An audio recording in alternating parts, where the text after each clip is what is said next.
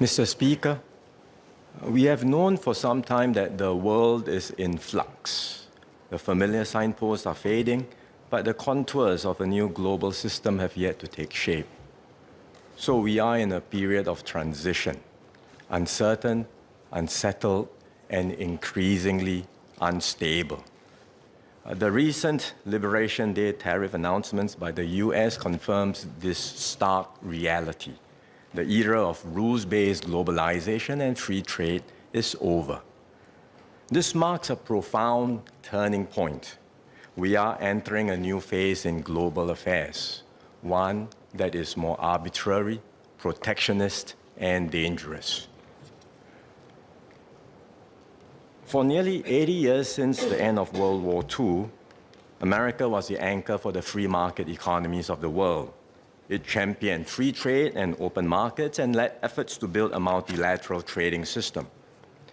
This WTO system ushered in decades of global growth and stability. It allowed trade to flourish and lifted millions out of poverty. It benefited the world and contributed to America's own economic strength. And objectively, America continues to enjoy unrivaled economic heft. In fact, the US rebounded more quickly than other advanced economies from the COVID pandemic. It has surged ahead of all its major competitors in the advanced industrial world. But not all Americans feel this way about their economy. There are hollowed-out towns in what was once America's thriving industrial belt. There are workers whose jobs have disappeared and whose incomes have stagnated. They believe that the American economy is fundamentally broken. Discontent was already visible in the 1990s when protesters disrupted the WTO meeting in Seattle. Frustrations deepened following the global financial crisis of 2008 and more recently after the COVID pandemic. To be clear, the global economic system is in need of reform. Singapore and many others have called for changes, and we have been working with like-minded countries and partners at the WTO to reform its processes. A key concern in America is China. The sense that the US had given away too much in allowing China to join the WTO, and that China competes on an unfair basis, for example, by heavily subsidizing its own companies, putting up non-tariff barriers, and restricting market access to US firms. These concerns should be addressed within the WTO framework. In particular, the trade arrangements and concessions made in the past when China was only 5% of the world's economy should be updated when China now makes up 15% of the world's GDP. And if there are disagreements, they should be resolved through the WTO's dispute resolution settlement system, which has been paralyzed and urgently needs to be restored and reformed. But what the US is doing now is not reform. It is rejecting the very system it created. The US has imposed a blanket 10% tariff on imports for nearly all countries. On top of that, it has layered on higher tariffs, up to 50% for selected countries, especially those that run a trade surplus with the US.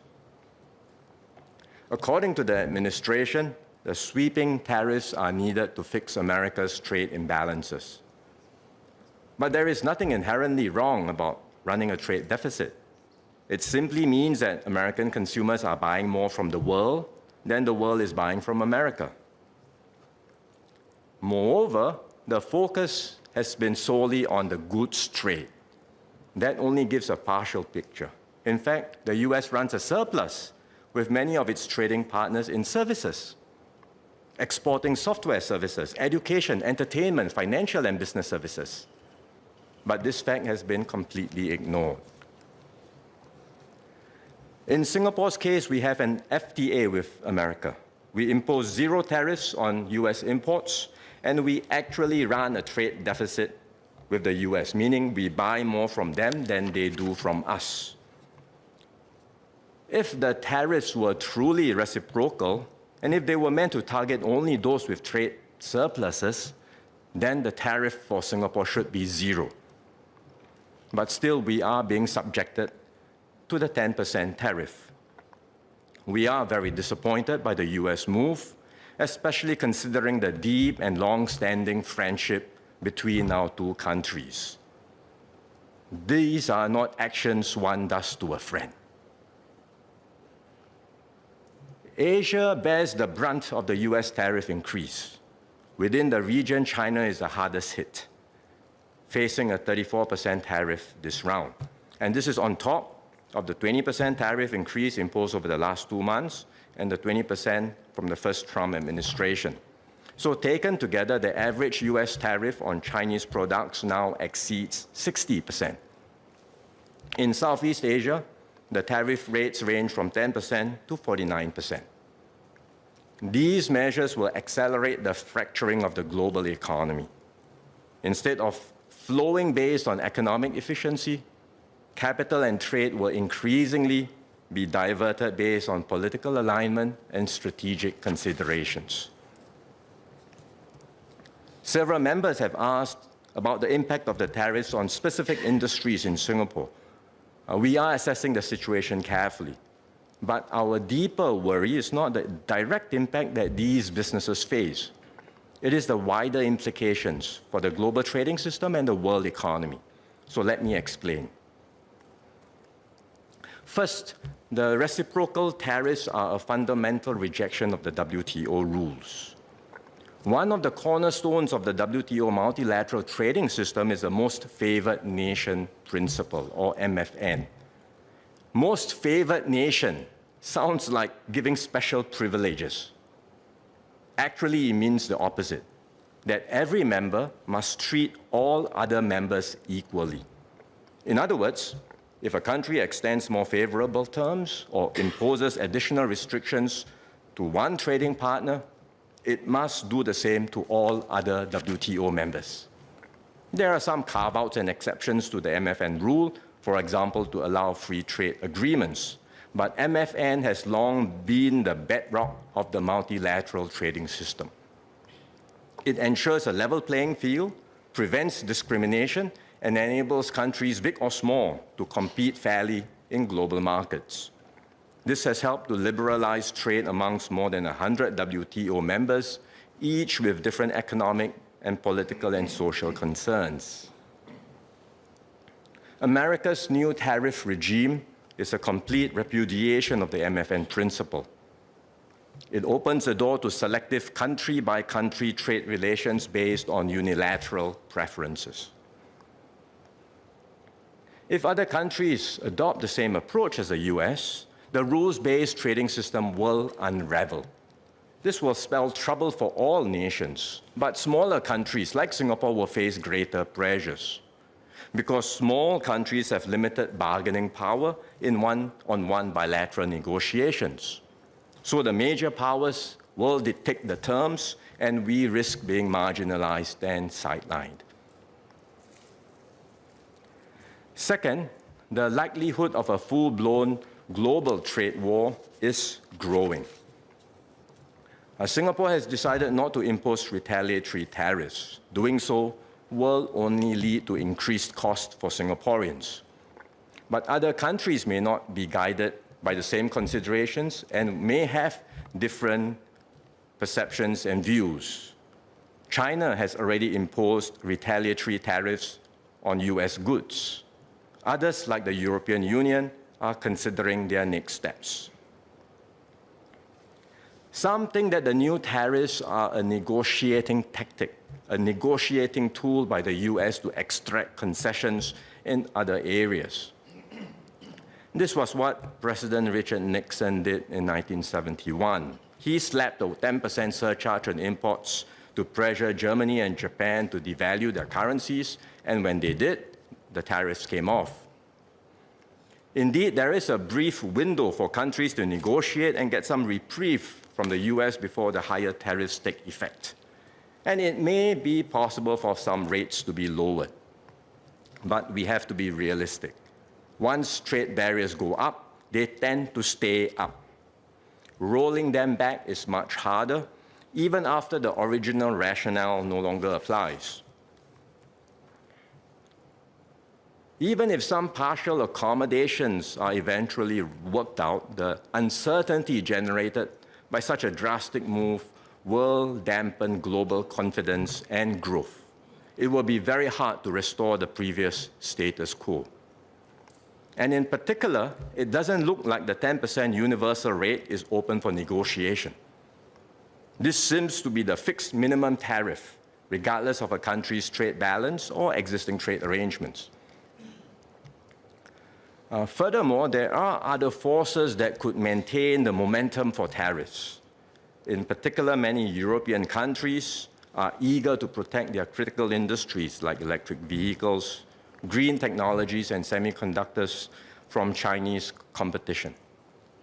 They do not want to be a dumping ground for exports from China or other countries. There is also a growing push across the West to strengthen their domestic manufacturing capabilities and to reduce dependence on global supply chains, especially in strategic industries. So this round of tariff increases by the US may just be the beginning of more increases to come globally. And we've seen this play out before. The US enacted sweeping tariff increases through the Smoot-Hawley Act in 1930. Many countries protested and a number retaliated with their own trade restrictions and tariffs. This deepened and extended the Great Depression. In some ways, today's risk may be greater. The new US tariffs, if fully enacted, are higher than the ones in Smoot-Hawley. Trade is now a much bigger part of the American and global economy compared to the 1930s. Supply chains are also more deeply connected than they were back then. Any disruption to trade flows will have wider knock-on effects on the world. This brings me to the third point, which is the impact on the global economy. Business and consumer confidence has already been hit by the tariffs. International trade and investments will suffer.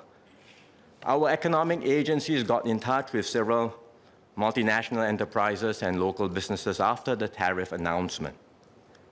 Even those who were not directly affected by the tariffs are worried about weakening demand from their consumers. Some have put new projects on hold while they assess the full implications of the tariffs. These are reactions from companies based here, but I'm sure the same conversations are happening in boardrooms elsewhere.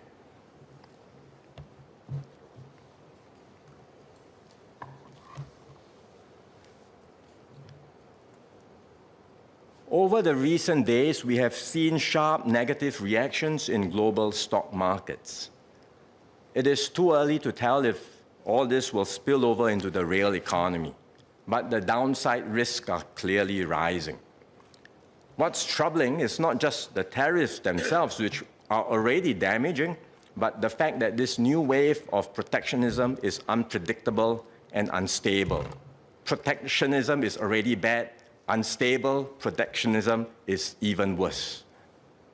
Businesses don't know what to expect. Many are holding back, fearful that changing rules will leave them with stranded assets. And all this creates an environment of deep uncertainty, one that could tip both the US and global economy into recession. The consequences extend far beyond economics. More and more countries are turning away from win-win cooperation and deeper integration.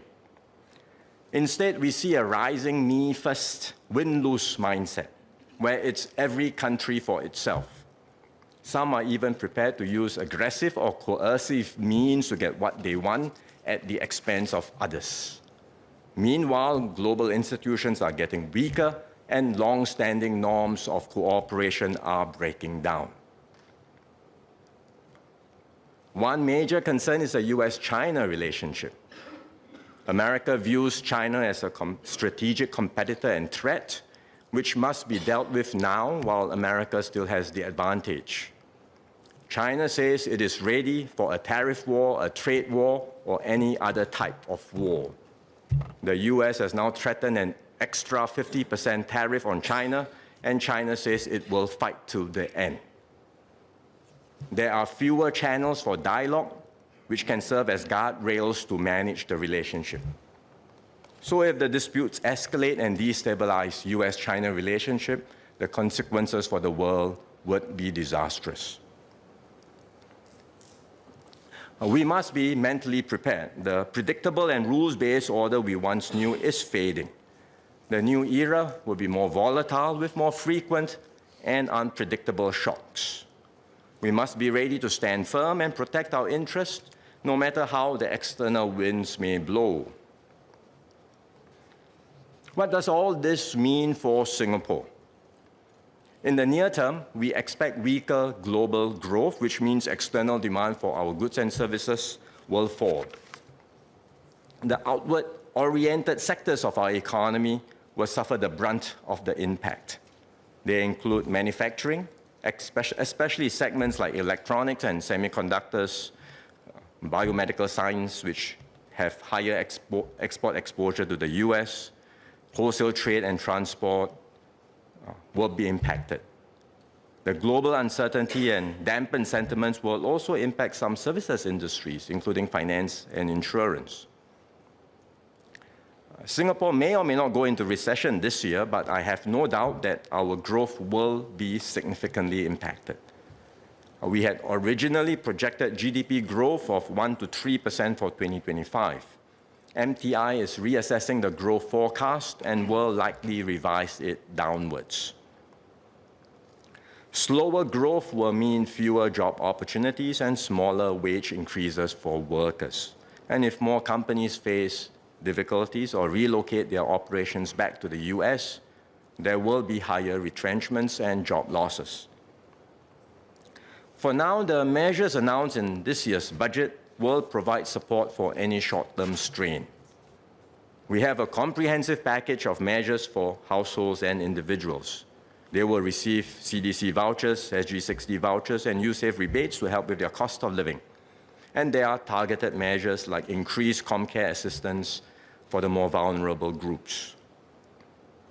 We are also supporting workers through investments in Skills Future. And those who find themselves involuntarily unemployed will receive help to get back on their feet through the Skills Future Job Seeker support, which will start later this month.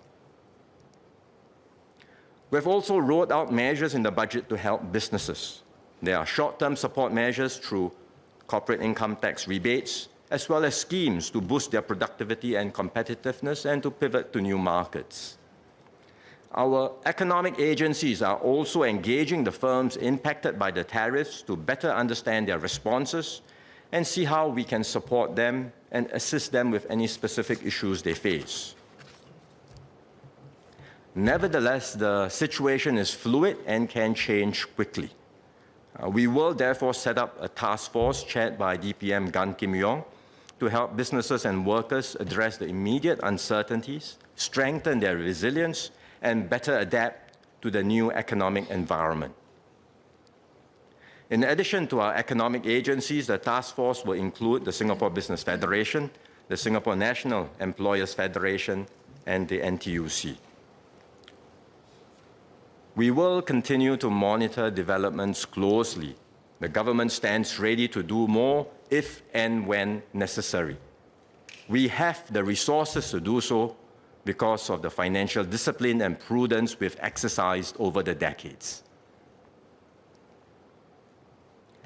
In this new environment, Singapore must redouble our efforts to remain a key node in global flows and a trusted business hub. We will forge closer links with like-minded partners who share our commitment to open and free trade. The US may have decided to turn protectionist, but the rest of the world does not have to follow the same path. We will identify other partners to join us and work around this to ensure resilience and maintain critical parts of the multilateral system while laying the foundations for a possible new and different global system that can be achievable later. And this is why I've made the effort to engage and visit my counterparts in different countries. I touched base with the UK Prime Minister Keir Starmer yesterday and have a few more conversations lined up in the coming weeks.